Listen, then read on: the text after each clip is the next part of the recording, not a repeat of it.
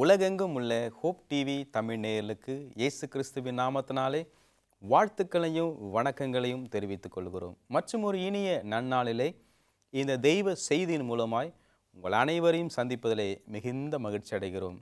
தேவன் உங்களையும் உங்கள் குடும்பத்தையும் ஆசீர்வதிப்பாராக. கர்த்தருடைய கிருபையினாலே இயேசு வருகிறார் என்ற சத்தியத்தை அறிந்து கொண்ட செவன்த் டே அட்வென்டிஸ்ட் திருச்சபை விசுவாச பிள்ளைகள் தங்களுடைய காணிக்கினாலும் ஜெபத்தினாலும் இந்த ஹோப் டிவி ஊழியங்களை தாங்கிக் கொண்டிருக்கிறார்கள். நீங்களும் எங்களோடு கூட இணைந்து டிஜிட்டல் மிஷனரியாய் மாற வேண்டும் என்று சொல்லி உங்களை வேண்டி விரும்பி கேட்டுக்கொள்கிறேன். இந்த நாளின் செய்தியின் தலைப்பு 7 பெரிய நிகழ்வுகள். செய்திக்கு போவதற்கு முன்பாக தலைகள் தாழ்த்தி ஜெபிப்போமா? எங்களை அதிகமாய் நேசிக்கிற நல்ல ஆண்டவரே, ஆசீர்வதிக்கப்பட்ட இந்த நாளுக்காகவும் இந்த தெய்வ செய்திக்காகவும் நன்றி செலுத்துகிறோம். இந்த செய்தியை கேட்கிற பார்க்கிற ஒவ்வொரு உள்ளங்களையும் குடும்பத்தாரையும் ஆசீர்வதிங்க. இயேசுவின் மூலம் ஜெபிக்கிறோம் எங்கள் ஜீவனுள்ள தேவனாய் கர்த்தாவே, ஆமேன். கிறிஸ்துவுக்குள் பிரியமானவர்களே,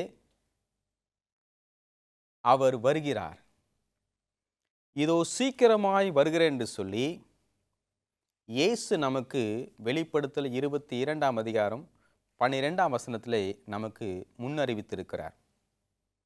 அந்த வாக்குத்தத்தம் நிறைவேறும் என்று சொல்லி நாம் காத்திருக்கிறோம்.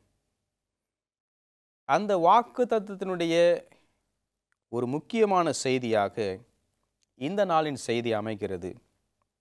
இயேசு வருவதற்கு முன்பாக நடக்கிற 7 பெரிய நிகழ்வுகள்.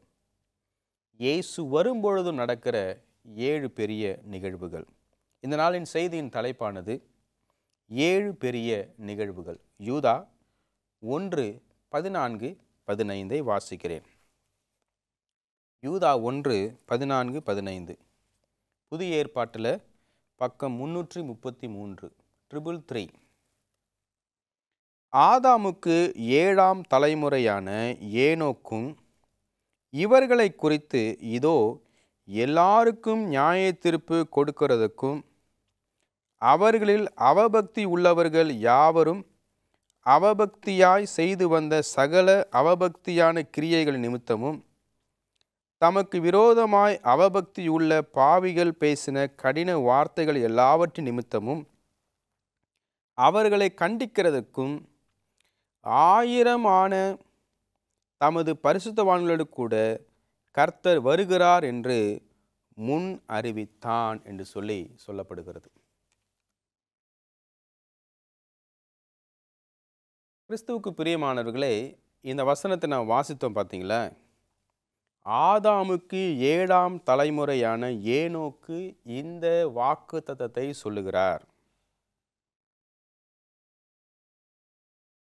முதலாக ஆதியாகமம் 3ஆம் அதிகாரம் 15ஆம் வசனத்தில் இயேசு வருகிறார் என்று சொல்லி முதலாம் வருகை குறித்து வாக்குத்தத்தம் கொடுக்கப்பட்டது. யூதா 1ஆம் அதிகாரம், ஒரு அதிகாரம் தான் இருக்குது, 14-15 வசனங்களை வாசிக்கும் பொழுது 2ஆம் வருகை குறித்து சொன்ன முதலாவது நபர் யாருன்னா ஏனோக்கு என்று சொல்லி நாம் பார்க்கிறோம். ஆதியாகமம் 3:15 முதலாம் வருகை குறித்து முதலாவது சொல்லப்பட்ட வசனம். யூதா 1:14-15 2ஆம் வருகை குறித்து முதலாவது சொல்லப்பட்ட ஒரு வசனம். இங்கிருந்து நம்முடைய கவனத்தை தானியேல் புத்தகத்துக்கு கடந்து செல்வோம். தானியேல் 2ஆம் அதிகாரத்தின் அந்த கடைசி பகுதிக்கு வரும். ராஜா கனவு காணுகிறார், தரிசனத்தில் எல்லாம் காட்டப்படுகிறது. அந்த தரிசனத்தினுடைய அர்த்தத்தை தானியேல் சொல்லுகிறார். பொன்னாலான தலை நேபுகாத் நேச்சார் ராஜா, அது பாபிலோன் ராஜ்யம். வெள்ளி மார்பு புயம் என்று சொல்லி பார்க்கிறோம். அது மேதோ பெர்ஷிய ராஜ்யம். இடுப்பு கிரேக்க ராஜ்யம். அது வெண்கலம். இரும்பு பார்த்தீங்கன்னா உரமாக இருக்கும், ரோம ராஜ்யம். அடுத்தது பாதி இரும்பும் பாதி கலமுன்னு உள்ள 10 வித்தியாசமாக பிரித்தெடுக்கப்பட்ட ஐரோப்பிய தேசங்கள் பார்த்தோம். இப்படி அவர் பேசிக்கிட்டு இருக்கும் பொழுதே கையால் பெயர்க்கப்படாத ஒரு கல் வந்து அந்த அந்த சிலையை நொறுக்கி போட்டது என்று சொல்லி சொல்லப்படும். அதனுடைய விளக்கமாக தானியேல் 2ஆம் அதிகாரம் 44ஆம் வசனத்தை பார்க்கும் பொழுது, இந்த ராஜாக்களின் நாட்களிலே தேவன் தம்முடைய ராஜ்யத்தை ஏற்படுத்துவார். அந்த கல் வந்து விழுந்து அந்த சிலையை நொறுக்கி போட்டு அந்த கல் வளர்ந்து பூமியை நிரப்பிற்று என்று சொல்லி தரிசனம் நமக்கு சொல்லப்படும். இந்த ராஜ்யம் மற்ற யாருக்கும் கொடுக்கப்படுவதில்லை. ஆண்டவரே அந்த ராஜ்யத்தில் நிலைநிறுத்திருக்கிறார்னு சொல்லி இங்கே நாம் வாசிக்க முடியும். புதிய ஏற்பாட்டில் இயேசுவானவர் தன்னுடைய 2ஆம் வருகை குறித்து எங்கே சொல்லியிருக்கிறார் அப்படின்னு பார்க்கும் பொழுது, யோவான் 14ஆம் அதிகாரம் 3ஆம் வசனத்துக்கு போவோம். யோவான் 14ஆம் அதிகாரம் 1-3 வசனங்களை வாசிக்கும் பொழுது நமக்கு புலப்படும். ஆண்டவர் வாக்குத்தத்தம் கொடுக்கிறார். நான் போய் உங்களுக்காக ஒரு ஸ்தலத்தை ஆயத்தப்படுத்தி நான் மறுபடியும் வந்து உங்களை என்னிடத்தில் சேர்த்து கொண்டு அந்த ஸ்தலத்திலே உங்களை குடியேற்றுவேன் என்று சொல்லி சொல்லுகிறார். இயேசு வரும்பொழுது என்ன நடக்கும்? முதலாவது காரியம், முதலாவது உயிர்த்தெழுதல் என்று சொல்லி பார்க்கிறோம். 1 தெசலோனிக்கேயர் 4ஆம் அதிகாரம் 16ஆம் வசனத்தை வாசிக்கும் பொழுது, கர்த்தர் வானத்திலிருந்து இறங்கி வருவார் என்று சொல்லி சொல்லப்படுகிறது. கர்த்தர் தாமே இறங்கி வருவார் என்று சொல்லி சொல்லப்படுகிறது. தூதன் வருவது கிடையாது.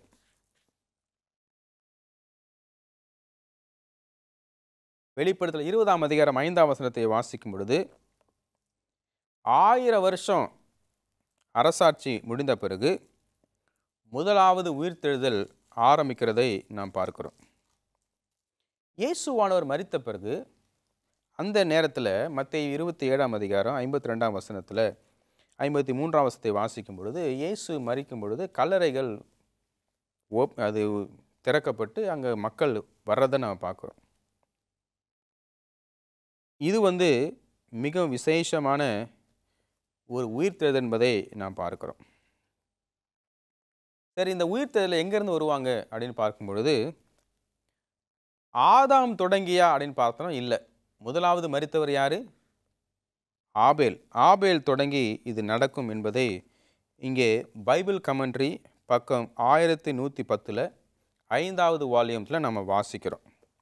1 கொரிந்தியர் 15ஆம் அதிகாரம் 52ஆம் வசனத்தை வாசிக்கும் பொழுது, எக்காலம் துணிக்கும் மரித்தவர்கள் உயிர்த்தெழுந்திருப்பார்கள் சொல்லி அங்கே நாம் வாசிக்கிறோம். மரித்தவர்கள் உயிர்த்தெழுவார்கள். கிறிஸ்துவுக்குள் மரித்தவர்கள் உயிர்த்தெழுவார்கள். அவர்கள் மறுரூபமாக்கப்பட்டு பரலோகத்துக்கு எடுத்துக்கொள்ளப்படுவார்கள் சொல்லி நாம் பார்க்கிறோம். மாபெரும் ஆன்மீக போராட்டம் பக்கம் 645 வாசிக்கும் பொழுது, தன்னுடைய குழந்தையை இழக்க கொடுத்த தாய் அந்த குழந்தையை பெறுகிறார்கள். தூதன் வந்து அந்த குழந்தையை அந்த தாயிட்ட கொடுக்குறாங்க. நண்பனை பிரிந்தவர்கள் இறப்பின் மூலமாய் அங்கே ஒன்று சேர்க்கப்படுகிறார்கள். அங்கே எல்லாம் ஒற்றுமையின் பாடலை அவர்கள் பாடி செல்கிறார் என்பதை நாம் வாசிக்கிறோம். அப்போ உயிர்த்தெழுதல் நடைபெறுகிறதை பார்க்கிறோம் இயேசு வரும்பொழுது. இரண்டாவது, மறுரூபமாக்கப்படுகிறார்கள். 1 தெசலோனிக்கேயர் 4ஆம் அதிகாரம் 17ஆம் வசனம், மரித்தவர்கள் உயிர்த்தெழுந்து மேகங்கள் மேலே அவர் எடுத்துக்கொள்ளப்படுகிறார்கள். இவ்விதமாய் ஆண்டவரோடு கூட இருப்போம் என்று சொல்லி அந்த வசனம் சொல்லுகிறது. 1 கொரிந்தியர் 15:51 நான் வாசிக்கிறோம். இப்பொழுது உங்கள் ரகசியத்தை நான் அறிவிக்கிறேன், நாம் ஒரு இமைப்பொழுதிலே மறுரூபமாக்கப்படுவோம் என்று சொல்லி வசனம் சொல்லுகிறது. மரித்தவர்கள் உயிர்த்தெழுவார்கள். ஏற்கனவே உயிரோடு இருக்கிறவங்க மறுரூபமாக்கப்படுவார்கள். எல்லாரும் சேர்ந்து தான் பரலோகத்துக்கு போவாங்க. யாரும் விட்டு வைக்கப்படுவதில்லை. மத்தேயு 24:31 வாசிக்கும் பொழுது, தூதர்கள் எல்லாரையும் கூட்டி சேர்த்து பரலோகத்துக்கு எடுத்து செல்கிறதை நாம் இங்கே வாசிக்கிறோம். மூன்றாவதாக, துன்மார்க்கர் அழிக்கப்படுகிறார்கள். மத்தேயு 24:30 வாசிக்கும் பொழுது அது நமக்கு சொல்லப்படுகிறது. துன்மார்க்கர் அழிகிறார்கள். இந்த துன்மார்க்கர் இயேசுவினுடைய மகிமையை பார்த்து அழிகிறார்கள். உதாரணமாக, காய்பா பிரதான ஆசாரியன் அவன் கேள்வி கேட்குறான். மத்தேயு 26, 63, 64 வாசிக்கிறோம், 65 வரைக்கும் வாசிக்கிறோம். நீர்தான் மேசியாவா, எங்கிட்ட நீங்கள் சொல்லணும்னு சொல்லி ஆணை எடுக்கிறார். இயேசு அமைதியாக இருக்கிறார். மறுபடியும் கேட்கும்போது இயேசு சொல்கிறாரு, இயேசுவானவர் ஆகிய நான் வருவதை நீங்கள் பார்ப்பீங்க. நான் வரும்பொழுது மேகத்தில் மேல் வருவேன், வலது பரசத்தில் வீட்டிருப்பது நீங்கள் பார்ப்பீங்க அப்படின்னு சொல்லும் பொழுது அவர் தன்னுடைய அங்கியை கிழித்து கொண்டு, இது போதும் அல்லவா அப்படின்னு சொல்லுகிறார். லேவியராகமம் 21ஆம் அதிகாரம் 10ஆம் வசனத்தின்படி அங்கியை பிரதான ஆசாரியன் கிழிக்கக்கூடாது. அது விதி, சட்டம். இவன் கிழிச்சிட்டான். அப்படின்னா மறைமுகமாக இன்னொரு ஆவிக்குரிய பாடத்தை நாம் பார்க்குறோம். இயேசுவானவர் மரித்த பொழுது திரைச்சலை கிழிந்து இனி ஆசரிப்பு கூடாரத்தினுடைய நிழல் தேவைப்படவில்லை, இயேசுவே நமக்கு பலியாய் வந்து விட்டார் என்று சொல்லி வெளிப்படுத்துகிறதை பார்க்கிறோம். அதே மாதிரி இவர் கிழிச்சிட்டு இனி ஆசாரிய ஊழியம் தேவையில்லை என்று சொல்லி இருக்கிறதை நாம் பார்க்குறோம். இவர் இயேசுவினுடைய வருகையை பார்ப்பாரா? வசனம் சொல்லுது, நீங்கள் பார்ப்பீங்க அப்படின்னு சொல்லி ஆண்டவர் சொல்லுகிறார். இவர்களுக்கு விசேஷமான ஒரு உயிர்த்தெழுதலை ஆண்டவர் கட்டளையிடலாம். தானியேல் 12ஆம் அதிகாரம் 2ஆம் வசனம் இது சொல்லுகிறது. அந்த விசேஷமான உயிர்த்தெழுதலை கொஞ்சம் பேர் நீதிக்கும் கொஞ்சம் பேர் அவமானத்துக்கும் விடப்படுகிறதை தானியேல் 12ஆம் அதிகாரம் 2ஆம் வசனம் நமக்கு சொல்லப்படுகிறது. மாபெரும் ஆன்மீக போராட்டம் பக்கம் 637 தீர்க்கதரிசன ஆவியின் மூலமாய் நமக்கு வெளிப்படுத்துகிற ஒரு காரியம் என்னென்னா, முத்தூதின் சத்தியத்தில் எல்லாரும் நம்பிக்கை ஊற்றவர்கள்லாம் கண்டிப்பாக உயிர்த்தெழுவார்கள். அதே மாதிரி இயேசுவை துன்பப்படுத்தும் பொழுது சிலுவையின் காட்சியில் யாரெல்லாம் சம்பந்தப்படுத்திருக்கிறாங்களோ அவர்களும் எழுந்திருப்பார்கள். தேவனுடைய பிள்ளைகளுக்கு விரோதமாய் இருக்கிறவர்கள் எழுந்திருப்பார்கள். எல்லாரும் சத்தியத்தை கடைபிடித்தவர்களும் எழுந்திருப்பார்கள். அப்போ கொஞ்சம் பேர் நம்பிக்கைக்கும் கொஞ்சம் பேர் அவநம்பிக்கைக்கும் எழுந்திருப்பார்கள் என்று சொல்லி சொல்லப்படுகிறது. இது எல்லாமே ஆண்டவர் வரும்போது நடக்கிறது.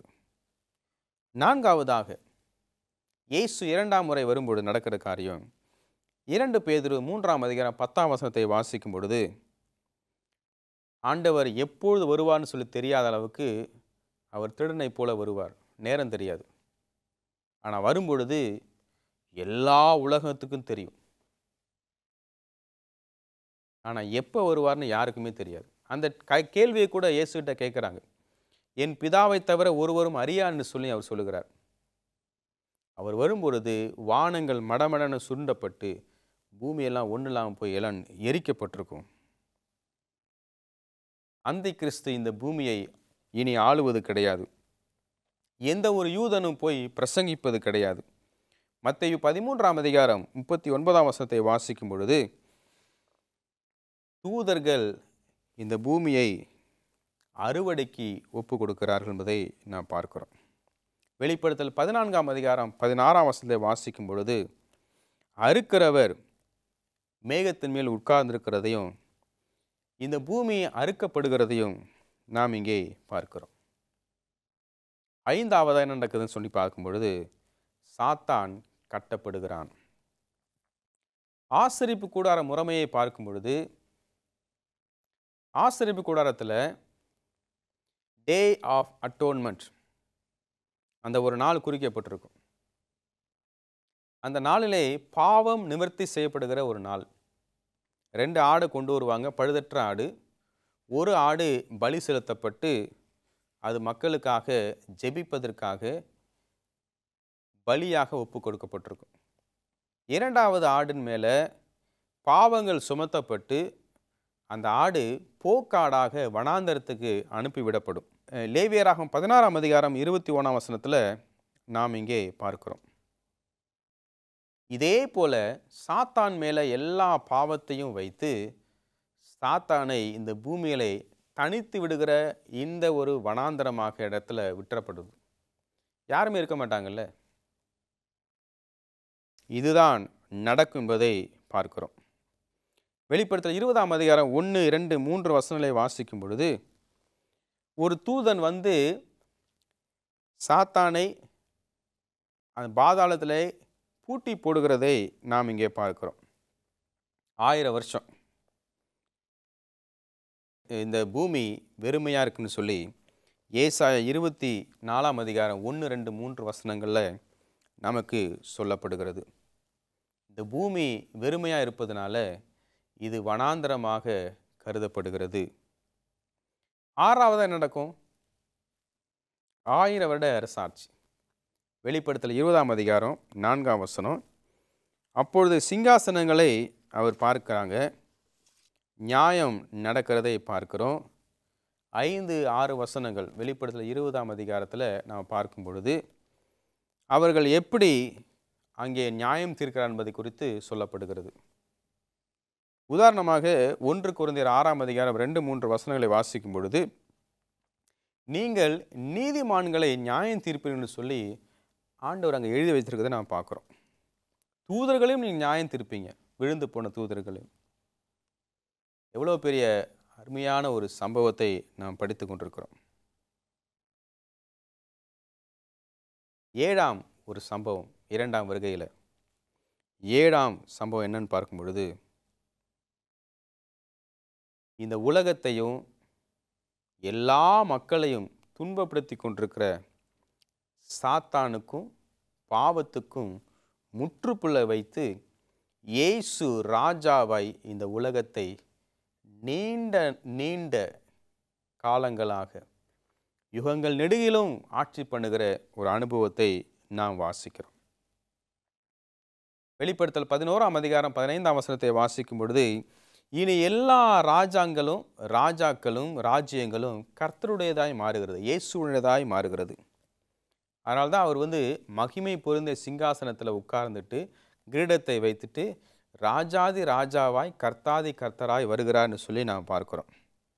தானியேல் 7:13, 7:14, 7:18 இதை நான் வாசிக்கும் பொழுது இனி எல்லா ராஜ்யங்களும் தேவனுடைய ராஜ்யமாய் மாறுகிறதை இங்கே நமக்கு சொல்லப்படுகிறதை நாம் பார்க்கிறோம்.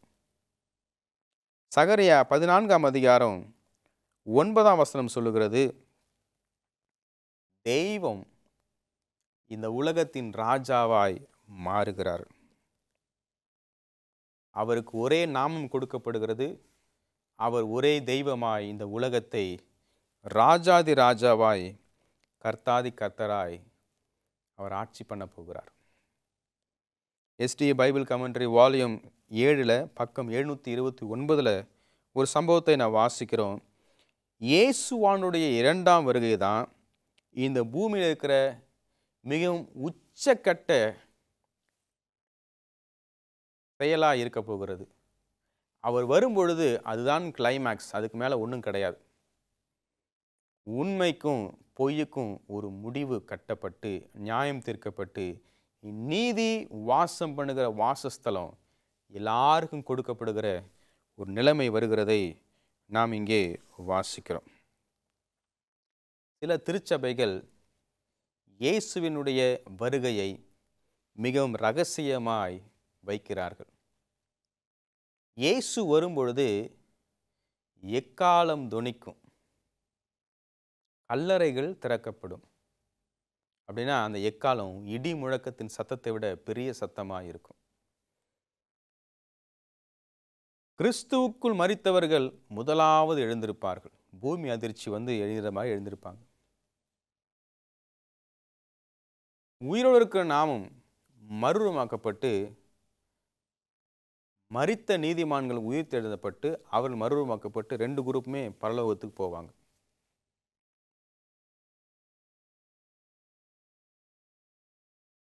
இயேசுவினுடைய மரணத்துக்குள்ளாக பங்கெடுத்த எல்லாருமே ஸ்பெஷல் ரெசரக்ஷன் என்ற ஒரு ஒரு காரியத்துக்குள்ளே வந்து அவர்களும் எழுந்திருந்து இயேசுவை பார்த்து மரித்து போவார்கள். சாத்தான் இந்த பூமியில் தனிமையாய் விடப்படுவான். 1000 வருடம் அரசாட்சி முடித்து பின்பு பூமிக்குள்ளாக பரலோகம் இறங்கி வந்து அந்த பரலோகம் புதிய எருசலேம் பூமியிலே ஸ்தாபிக்கப்பட்டு நித்தியமாய் இயேசு ஆட்சி செய்கிறதையும் நாம் பார்க்கிறோம். ஆகவே இந்த சம்பவம் ரகசியமாய் நடப்பது கிடையாது. எல்லாருக்குமே தெரியும், எல்லா காதுகளும் கேட்கும், எல்லா கண்களும் காணும். வானங்கள் ஒரு முனை தொடங்கி அடுத்த முனை வரைக்கும் மடமடன்னு சுருட்டப்பட்டிருக்கும். எல்லா ஜீவராசிகளும் ஆர்ப்பரித்திருக்கும்.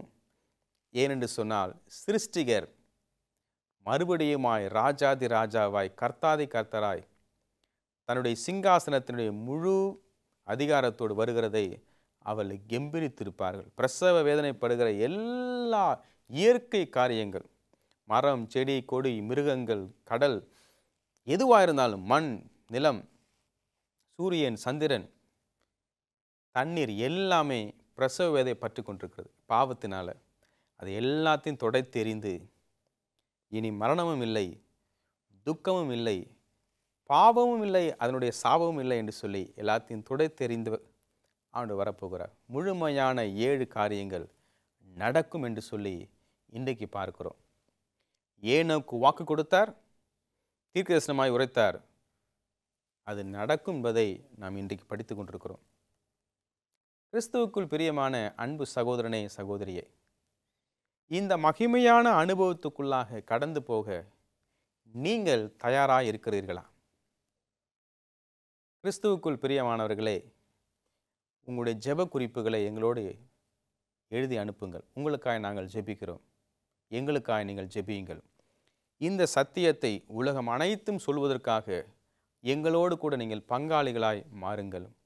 தேவன் உங்களையும் உங்கள் குடும்பத்தையும் ஆசீர்வதிப்பாராக. ஜெபிப்போமா? எங்களை அதிகமாய் நேசிக்கிற நல்ல ஆண்டவரே, இந்த ஊழியத்திலே நானும் ஒரு பங்காய் மாற வேண்டும் என்று சொல்லி பிரயாசப்படுகிற ஒவ்வொரு விசுவாச பிள்ளைகளையும் இந்த ஹோப் டிவியோடு இணைக்க வேண்டுமா ஜெபிக்கிறோம். இயேசு வரப்போகிற இந்த மகிமையான சத்தியத்தை நாங்கள் அனைவருக்கும் சொல்வதற்காக எங்களை நீர் பயன்படுத்த வேண்டுமா ஜெபிக்கிறோம். நிகழ்ச்சியை பார்த்த கேட்ட ஒவ்வொருவரையும் அவங்க குடும்பத்தின் எதிர்காலத்தை ஆசீர்வதியும். இயேசுவின் மூலம் ஜெபிக்கிறோம் நல்ல பிதாவே, ஆமென். தேவன் உங்கள் அனைவரையும் ஆசீர்வதிப்பாராக. ஆமென்.